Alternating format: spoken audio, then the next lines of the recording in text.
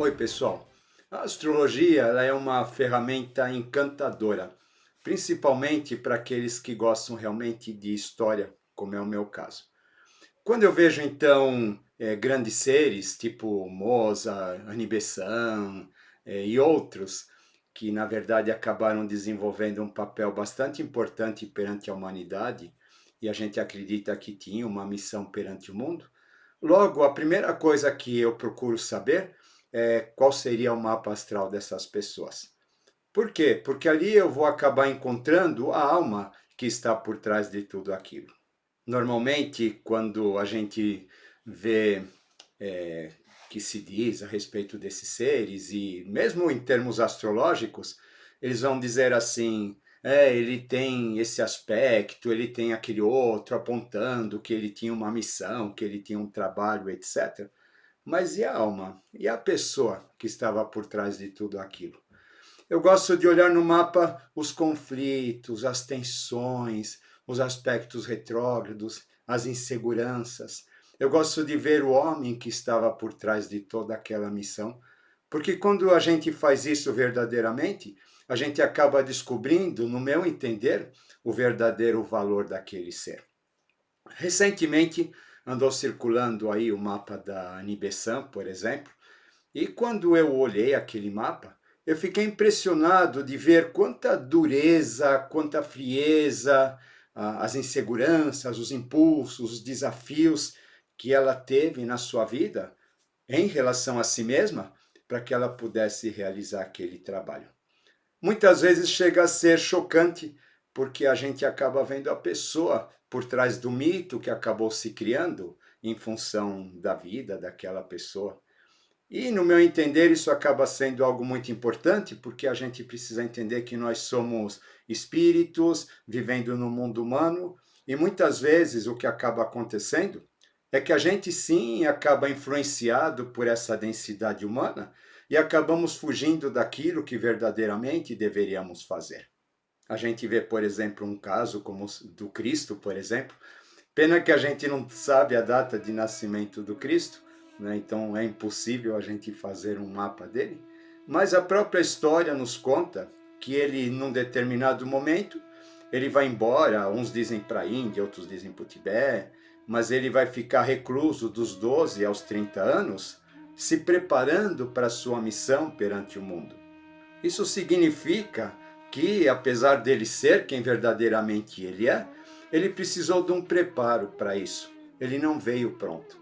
Ele precisa passar por um processo de iniciação, ele precisa passar por um processo de estudo, ele precisa principalmente passar por um processo de autoconhecimento, para que ele compreenda as suas sombras, para que ele compreenda as suas armadilhas, para que ele possa compreender realmente tudo aquilo que se opõe ao caminho que ele deveria trilhar, tudo aquilo que se opõe ao trabalho que ele deveria fazer, aquelas sombras que, de uma certa maneira, elas acabam nos impedindo de realizar a nossa missão e muitas vezes elas acabam até nos auxiliando quando a gente tem consciência delas, para que a gente faça aquilo que nós temos que fazer, como é o caso do Cristo, que ele vem falando de amor, e de repente ele perde a paciência e ele vai pegar um chicote e vai expulsar os vendilhões do templo.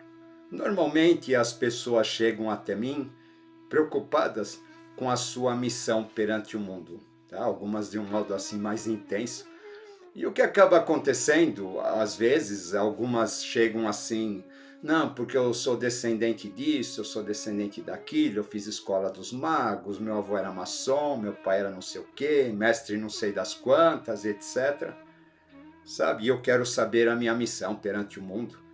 E aí eu digo para essa pessoa assim, ó, é o seguinte, aqui eu não vou falar a respeito de tudo aquilo que você traz, de tudo aquilo que você é, mas vou falar a respeito de tudo aquilo que você precisa fazer, tudo aquilo que você deixou de fazer em vidas passadas, para que realmente você, nessa existência, possa fazer aquilo que lhe é devido, possa cumprir aquela missão que lhe competiu a partir do momento em que você reencarnou nesse plano. Caso contrário, não adianta a gente ter um potencial enorme, uma ascendência fantástica, etc. Se não existe o trabalho individual, relacionado ao chakra cardíaco, relacionado à questão das eskandas e nidanas e coisas desse tipo. Tudo isso que a gente vem falando aqui no canal, exaustivamente, em praticamente quase todos os vídeos.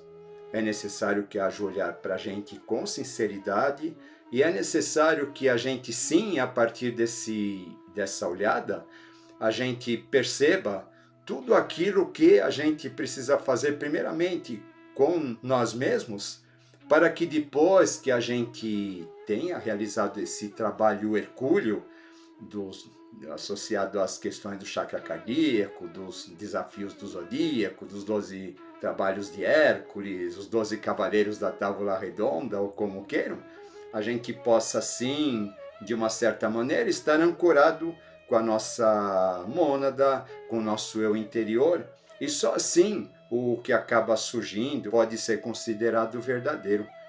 Caso contrário, tudo não pode passar de uma mera manipulação do ego. Hoje eu vejo com muito pesar tudo isso que está acontecendo. Por exemplo, essa questão dos portais. Recentemente tivemos aí um portal 11/11. E a gente percebe que existe uma grande desinformação em relação a tudo isso. Então é portal 1/1, 2/2, 3/3, 4/4, 5, ou seja, todo mês a gente está tendo portal.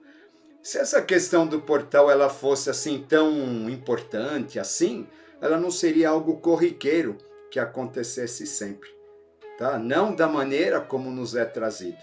E a gente vê então aquelas pessoas que se julgam com a missão de conscientizar os outros, de falar qual que é a finalidade desse portal, para que a gente se ancore, a gente se eleve, etc. E a gente percebe que por trás disso tudo existe muita fantasia, a gente percebe que as coisas divinas elas acabam sendo banalizadas, uma vez que elas passam a fazer parte de algo que acaba servindo ao comércio, acaba servindo às questões egóicas individuais.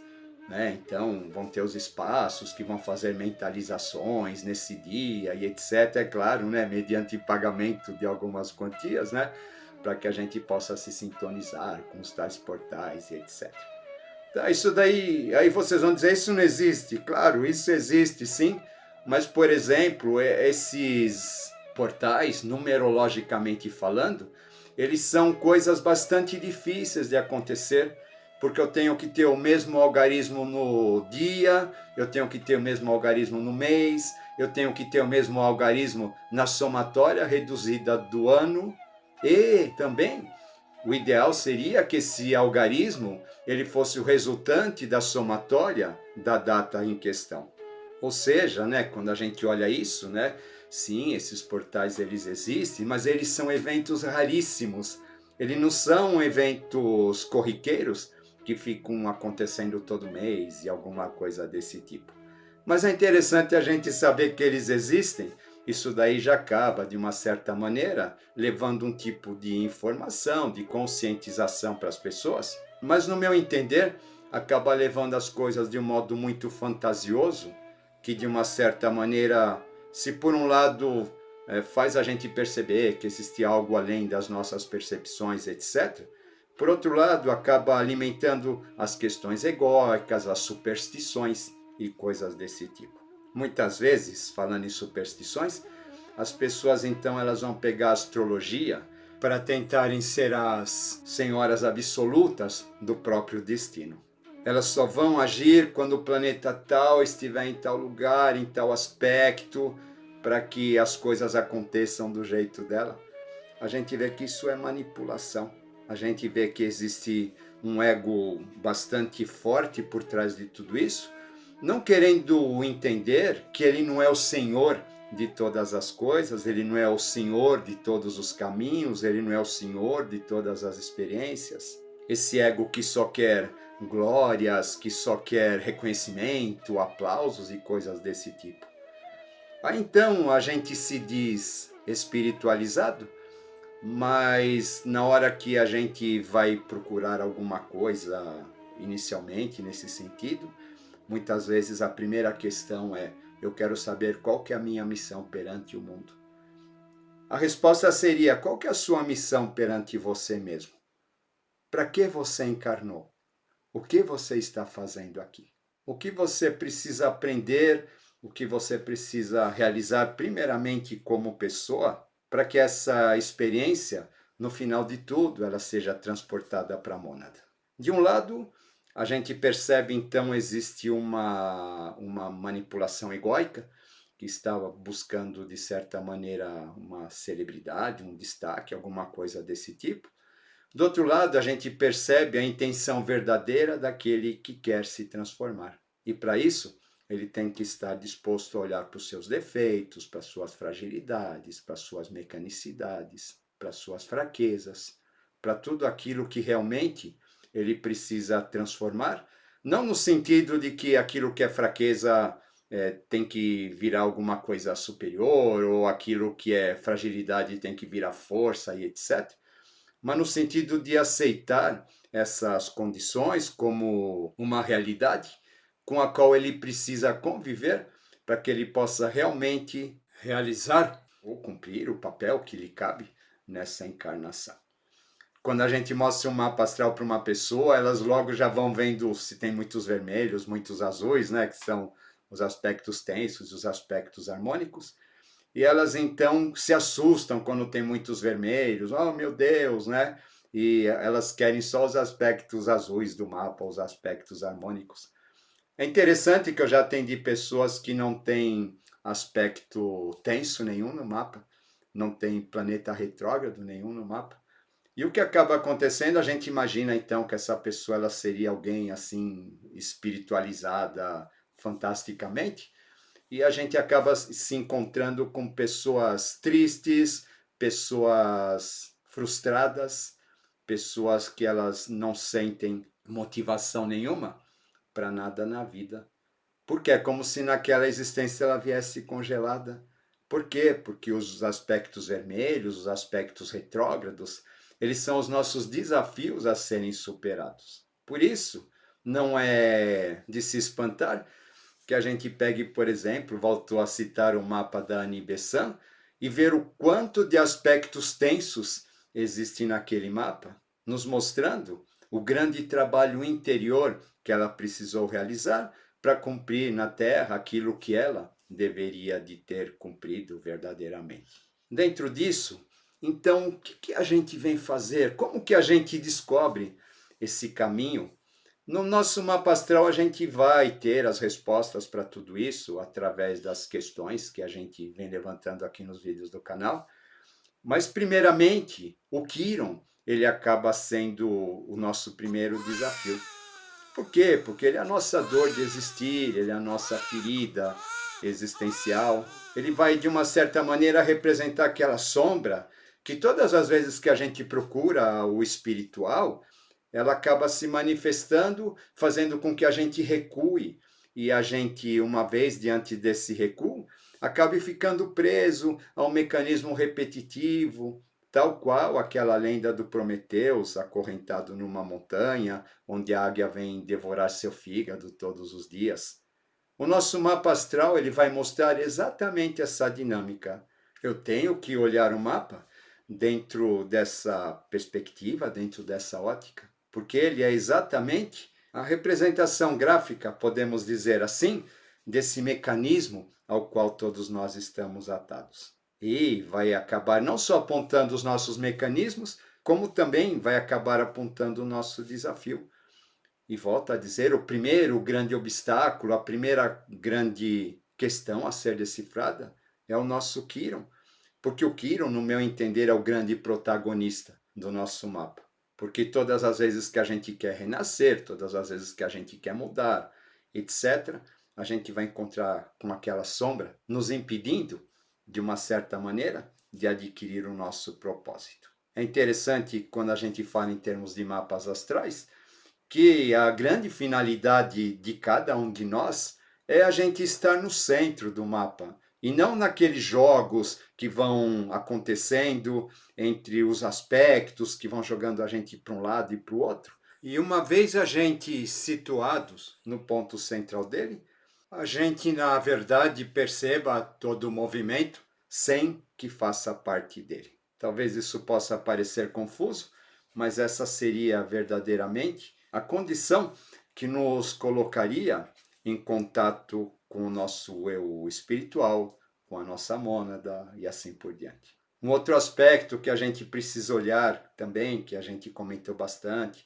a cauda do dragão, que representa toda a nossa bagagem. É uma bagagem que a gente acumulou em vidas passadas, mas é uma bagagem que, se ela for usada para fins altruísticos, ela nos impulsiona para o nosso destino.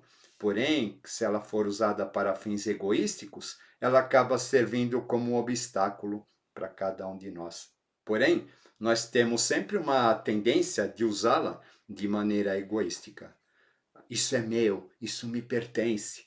Essa bagagem, muitas vezes, ela vai nos falar daquilo que a gente já realizou e que a gente precisa, então, distribuir. A gente precisa compartilhar com as outras pessoas que estão precisando daquela lição. Os aspectos retrógrados relativos aos planetas. Se eu tenho Mercúrio retrógrado, eu fiz mau uso da fala.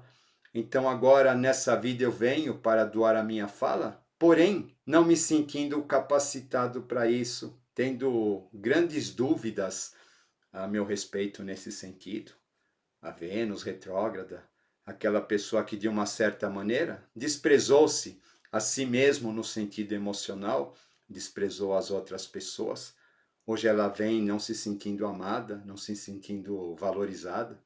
Então, o que ela precisa dar amor, ela precisa valorizar as outras pessoas, mesmo que ela própria não se sinta retribuída pelos outros em função disso. O Marte retrógrado fez mau uso da força. Júpiter retrógrado, houve algum exagero, houve algo que realmente acabou sendo prejudicial ao seu autodesenvolvimento, talvez as outras pessoas, e por conta disso essa pessoa ela pode sentir que ela não expande, que ela não cresce. Então nessa vida ela vem para semear a fé, vem para semear o otimismo, vem para impulsionar as pessoas ao crescimento e coisas assim. Saturno retrógrado foi frio, indiferente, só pensou em si. Agora, contrariamente, deve se abrir para o seu lado emocional, deve perceber as pessoas sob um outro prisma, deve procurar compreender o mundo sensível de cada uma. Apesar de ser muito duro consigo mesmo, apesar da sua própria rigidez. Ou seja, né, vocês percebem que a gente sempre tem que dar alguma coisa que a gente sente que não tem, algo que a gente gostaria de ter tido e a gente não teve. Urano retrógrado, muitas vezes acabou sendo irresponsável. Netuno retrógrado, mentiu, enganou, foi fanático, talvez. Plutão retrógrado foi autodestrutivo ou destruiu as outras pessoas que lhes eram opostas e coisas assim. Então, pessoal, eu estou falando de uma maneira genérica, tudo vai depender, é claro, da combinação desses planetas e desses aspectos, mas a gente percebe claramente que a questão não está naquilo que eu sou, naquilo que eu tenho, naquilo que eu trago. A questão está exatamente naquilo que eu não tenho, daquilo que eu não me sinto capaz. Porque é isso que a gente vai ter que doar para o outro, para que a gente possa realmente entrar em contato com aquilo que nós verdadeiramente somos.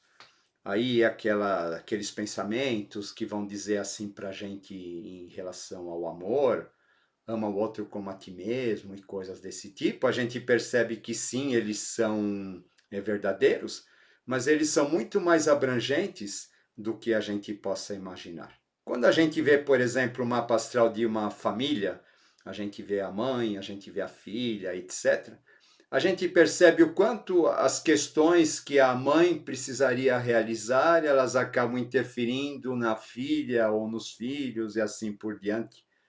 Ou seja, tudo é um conjunto de engrenagens assim perfeito, mas que precisa estar muito amarradinho, muito ajustado. Então, quando a gente vê uma situação desse tipo, a gente percebe então que se apenas uma dessas pessoas ela vier fazer o trabalho de autoconhecimento, de autotransformação, o que acaba acontecendo é que isso vai irradiar de uma certa maneira para todas as outras pessoas que estão presas na trama na qual ela foi inserida. Ou seja, a partir do momento que nós temos uma nova consciência, essa consciência ela vai acabar interferindo nos nossos filhos, vai acabar interferindo nos nossos parceiros de vida, ela vai acabar interferindo nos nossos pais, estejam eles vivos ou não, e coisas assim. Mas para isso a gente volta, né? Para isso a gente tem que lidar com as nossas fraquezas, com as nossas inseguranças, com as nossas incertezas.